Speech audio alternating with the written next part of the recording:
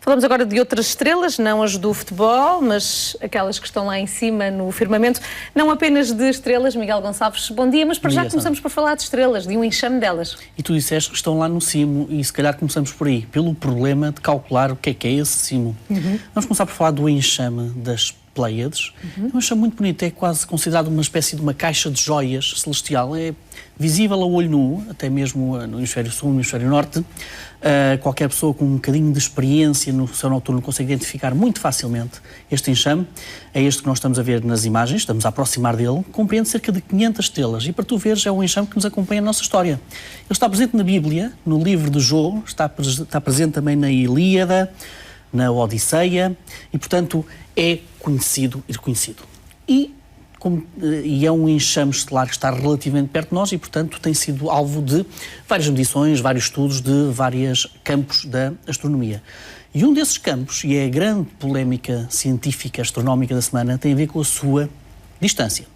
Porque até alturas da década de 90 pensava-se que este enxame de estrelas estaria a uma distância média, porque, enfim, estamos a falar de um enxame tridimensional, como é óbvio, estaria a uma distância média de cerca de 430 anos-luz. Ora, depois da década de 90 apareceu um satélite europeu chamado Hipparcos, que teve como objetivo, e conseguiu cumprir, medir a distância a cerca de 118 mil estrelas e que colocou a distância e este enxame num valor diferente, 390 anos-luz. Portanto, até à década de 90 estamos a falar de 430, Hipparcos apontou para 390. Ora, e desde o lançamento dessa nova distância do Hipparcos tem sido alvo de enorme polémica na comunidade científica. E esta semana foi mais. Porquê? Porque um grupo de cientistas americanos, um grupo de astrónomos americanos, chamou uma armada de radiotelescópios. O VLBA corresponde a cerca de 10 radiotelescópios que estão dispersos ao longo dos Estados Unidos, mais o radiotelescópio de Arecibo e um radiotelescópio europeu. E chegou a um outro valor, muito diferente. Disse-nos que está a cerca de 444,2 anos-luz, com um grau de incerteza de 1%. Nós temos várias maneiras para calcular distâncias. Nos planetas, por exemplo, no nosso sistema solar utilizamos o radar, por exemplo, para as estrelas mais próximas, a paralaxe, que é uma coisa que nós conseguimos compreender facilmente. Se colocarmos um dedo à frente dos nossos olhos e se fecharmos e abrirmos os olhos simultaneamente, alternadamente, aliás, parece que o dedo se move, digamos assim. É mais ou menos o mesmo processo.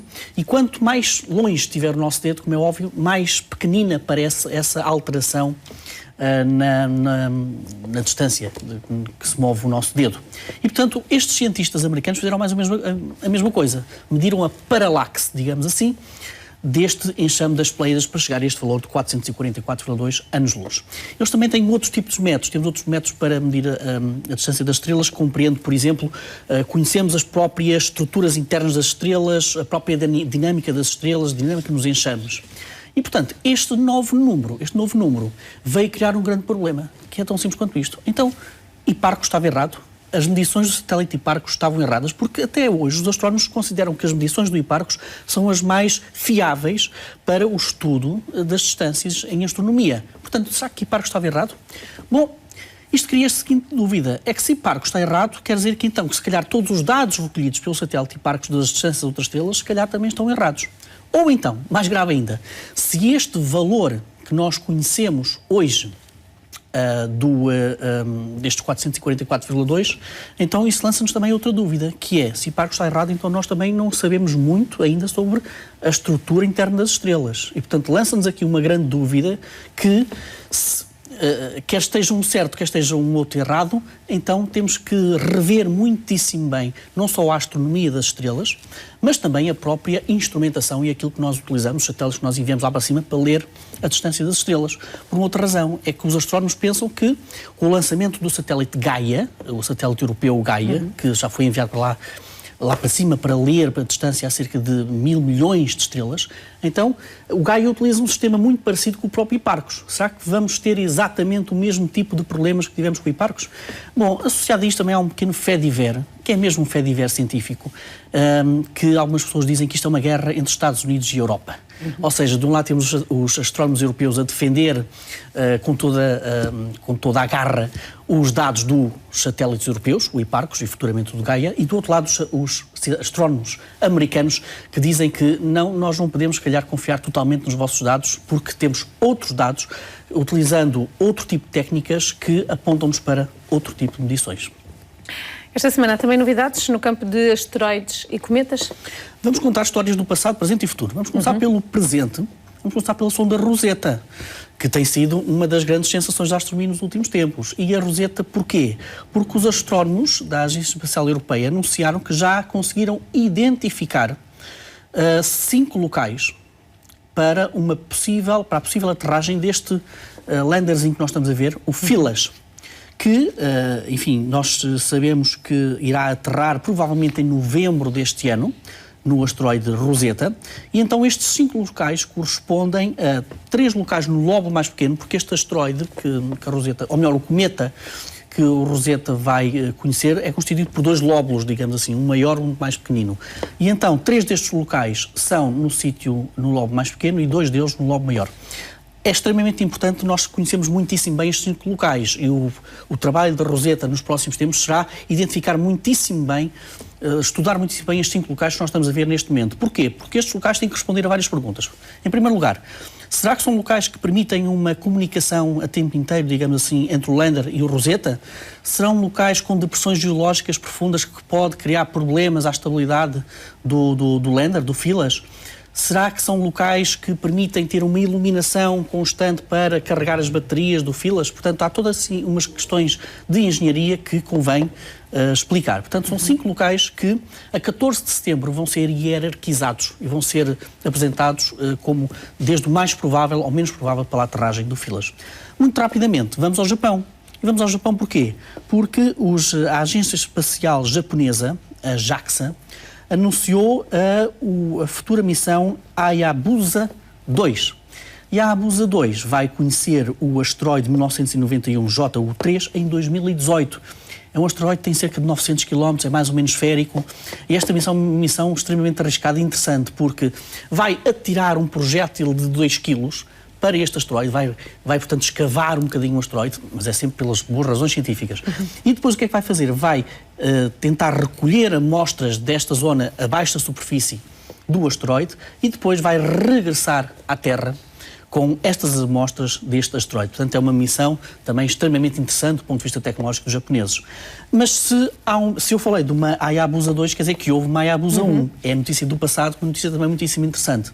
O Hayabusa 1 chegou ao asteroide Itokawa em novembro de 2005 e regressou em junho de 2010 à Terra. Foi uma missão extremamente complexa para a JAXA, a Agência Espacial Japonesa, sofreu imensos revés, teve um flare solar que destruiu parte dos seus painéis solares, teve problemas na orientação, mas conseguiu cumprir a sua função. Mas a notícia da semana sobre esta missão tem outro alcance. É que, 8 anos após esta missão, os cientistas da JAXA pediram aos editores da revista Science que retirassem um dos artigos que eles pediram para ser publicado nessa revista em 2006. E porquê é que pediram isso? Por uma razão simples. Admitiram um erro.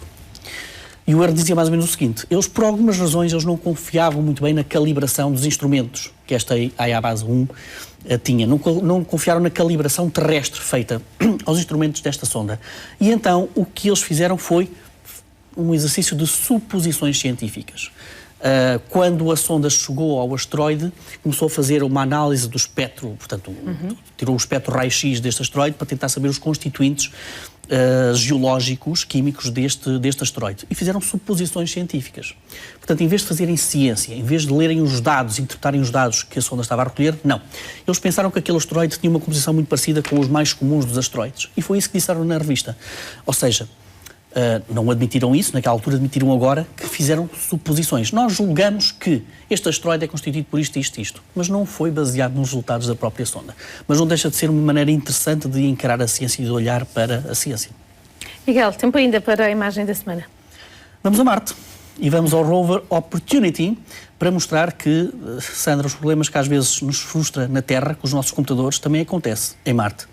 E o Opportunity teve ao longo destas últimas semanas uma série de problemas, resets informáticos. Ou seja, como nós conhecemos também na Terra, quando às vezes os nossos computadores inexplicavelmente reiniciam, bom, o Opportunity também teve esse conjunto de incidentes.